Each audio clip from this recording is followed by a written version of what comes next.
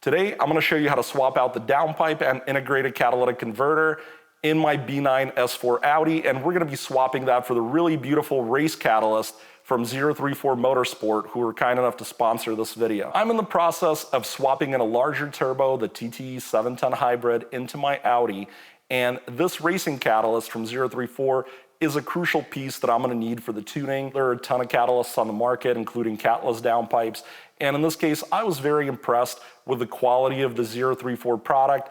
I think it's a very well-made cat. The welds are great, it's beautiful to look at. I'm also interested in the extra sound it's gonna create, as well as the extra performance. Now let's get that downpipe install started. If you're running your engine cover and the heat shield under it, it's time to remove it. The engine cover pulls right up, and then the heat shield will have 4 plastic little screws holding it down. Let's go for that rear O2. So let's put our socket over. Ooh, that's a toughie. Let's remove the turbo to catalyst V-bend.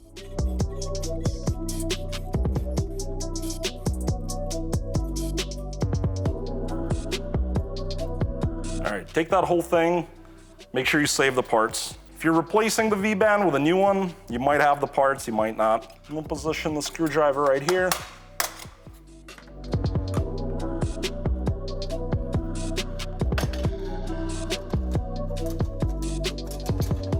We can just leave the V-bend on. To start removing the downpipe, we're gonna need to blast off the 2 top 12 mils on each side.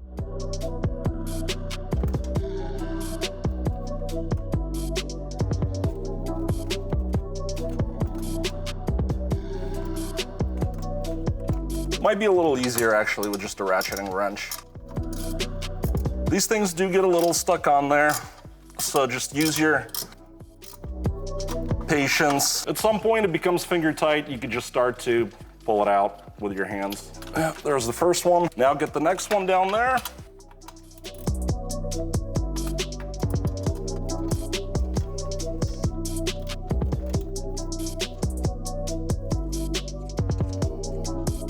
And number 2's out. Be careful not to strip this. It is a little bit of a pain.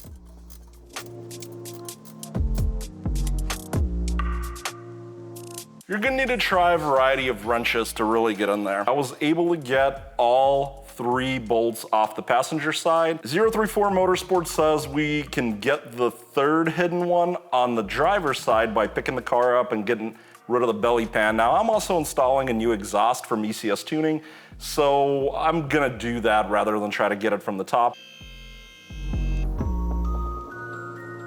All right, we're under the car. And we've got to take off this section here with a T25.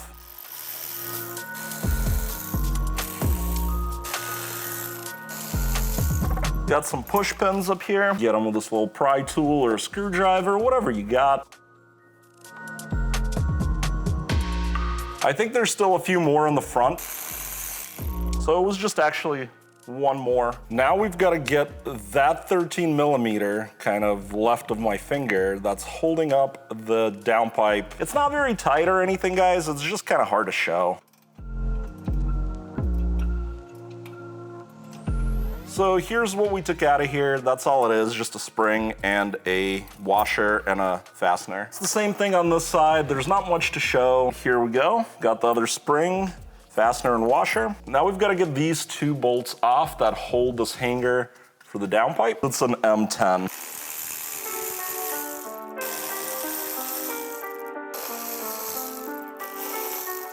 And what this has done is given us more room to wiggle around. I want to take a brief second to thank 034 Motorsport for sponsoring this video.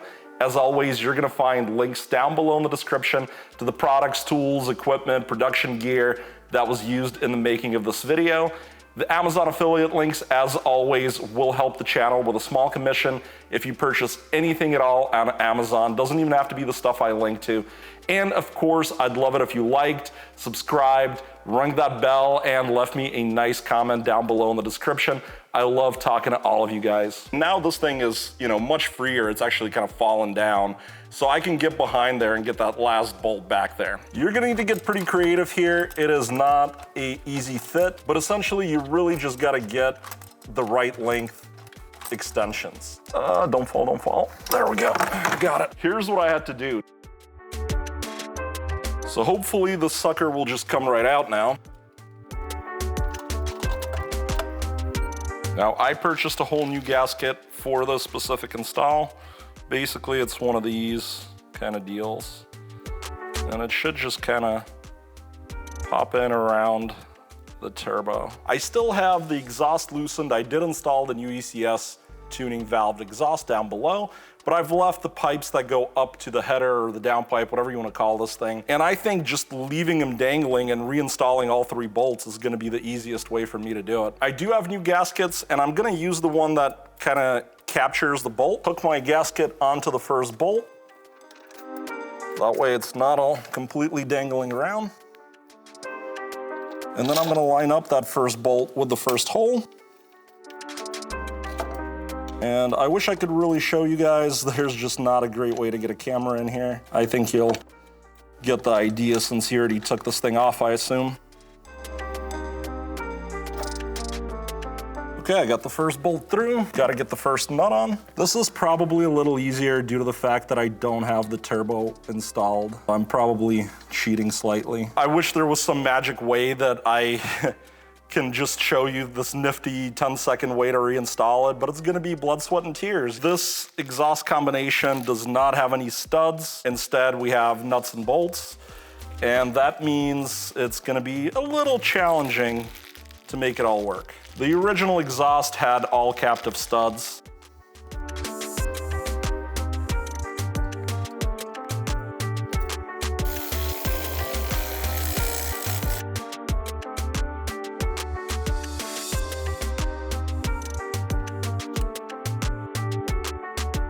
I can tell you the left side's not as bad as the right side. I've got all the bolts threaded in. It was a little bit of an adventure.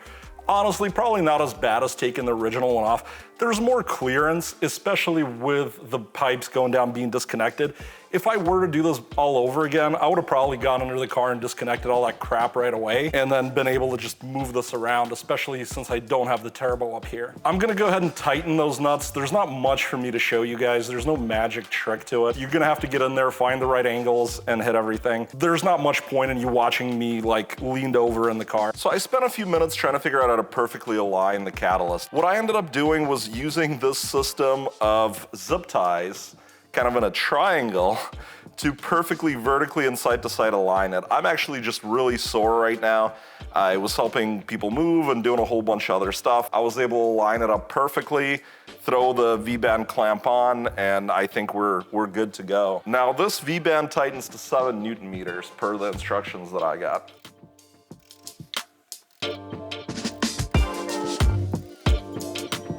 Looks like we got about 7.1. And one thing you definitely want to make sure when you throw this V-band on is that the 2 surfaces need to be mated perfectly. If you have a second person, you probably won't need the zip ties. I just literally felt like my forearm muscles were about to start tearing, so this was a pretty easy solution for me. After you run for a while and you let everything heat cycle, you come back and retorque. I'm back under the car, and as you saw, that downpipe is in. Start threading our bolts in, and we'll snug these up.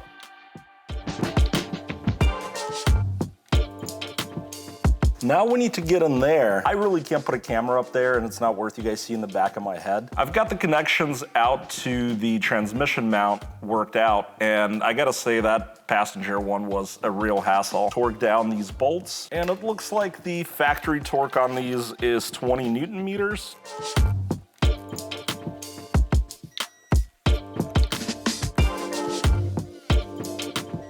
We can start to reassemble the belly pan.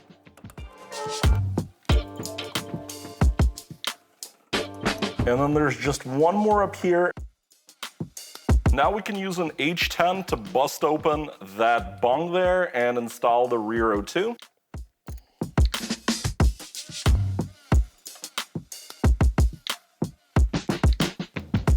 The car's shooting at us. This is stupid. I love it. How does it sound from the outside? Because I don't really get to hear it. I mean, it sounds poppy. God damn. My face hurt on that last pull. Now with the catalyst installed, I can tell you I'm not getting any fuel smell, so it seems to be doing its job. And those pops and bangs and the extra sound are incredible. On the wrench scale, I think I would rate this product a 3 out of 5. It could be like a 2 out of 5 if you were in a shop like my shop. I know some people say it's not a hard installation, but it kind of depends on the size of your hands, the tools available to you, whether or not you're using a lift. Overall, I thought the instructions from 034 were excellent. The part quality seems excellent. Everything fit well. The instructions were concise. I think the biggest challenge with this install are gonna be those two hard to access fasteners on the flanges that made it up to the old exhaust system, or in my case, a new one. It does help to have a front to mate up the catalyst to the turbo. This is part of my larger stage 3 build project, so if you're not already following me, make sure to hit the subscribe button, ring that bell, and there will be a whole lot more of the stage 3 videos coming out as we get the turbo in and a whole bunch of other goodies. That is something to look forward to.